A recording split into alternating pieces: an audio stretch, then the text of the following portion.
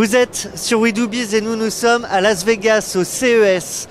Mon invité ne me contredira pas, on ne crée pas une start-up sans une belle promesse. La promesse de sa start-up, c'est de réduire entre 35% et 77% vos factures de consommation énergétique. Maxence Chetard, bonjour. Bonjour Thomas. Tu es le fondateur de Ezox. Effectivement, ouais. Je ne me suis pas trompé sur la promesse. La promesse est bonne, on réduit de 35 à 77% la consommation liée au chauffage dans le bâtiment. Ça marche comment ? Donc c'est un dispositif qui vient piloter le radiateur à eau chaude dans les bâtiments. En France, on compte 90 millions de radiateurs. Ce produit s'installe sur le radiateur et a la particularité d'être équipé de 7 capteurs différents qui permettent de faire une gestion intelligente du chauffage, notamment avec la détection de présence. Derrière, tu as une interface nouvelle que tu es venu présenter au CES. Exactement, la grosse nouveauté. Donc le produit a été lancé en 2018. Là, on va avoir 70 000 m² de bâtiments équipés cet hiver.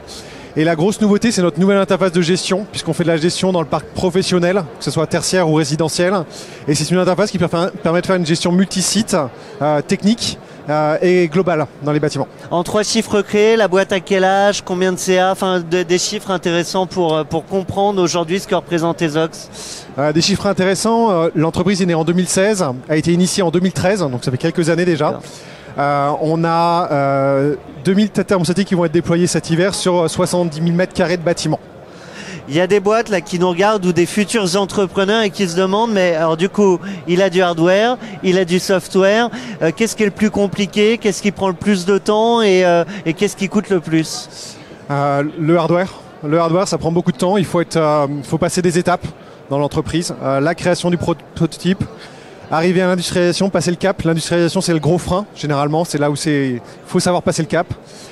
Et puis, que tu peux faire un CES, tu rencontres un client qui te dit « je veux 5000 unités demain et il faut produire ». Non. Et je pense que c'est très risqué dans le sens où quand on vend un produit au CES, il faut être capable de délivrer rapidement si on veut que la promesse elle soit tenue. Notre produit, aujourd'hui, il est délivrable, mais on a mis des années à le rendre délivrable. Et il faut venir ici avec des objectifs clairs et concrets. Le design compte aussi ? Effectivement, on a travaillé par un cabinet de designer pour développer le produit au niveau esthétique.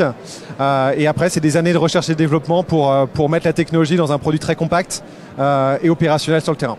Et tu es en train de me dire que tu peux avoir un bon produit, mais si le design ne suit pas, ça peut te faire perdre des clients ? Alors, c'est encore plus vrai sur les marchés grand public, marché professionnel moins.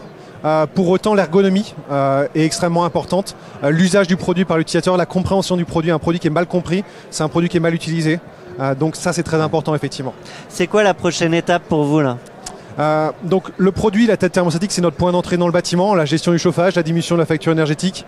Demain, c'est les services autour de la donnée, puisqu'on collecte des dizaines de millions de données avec nos produits, et c'est donner de la valeur à ces données. Qu'est-ce qu'on peut te souhaiter là pour cette semaine ?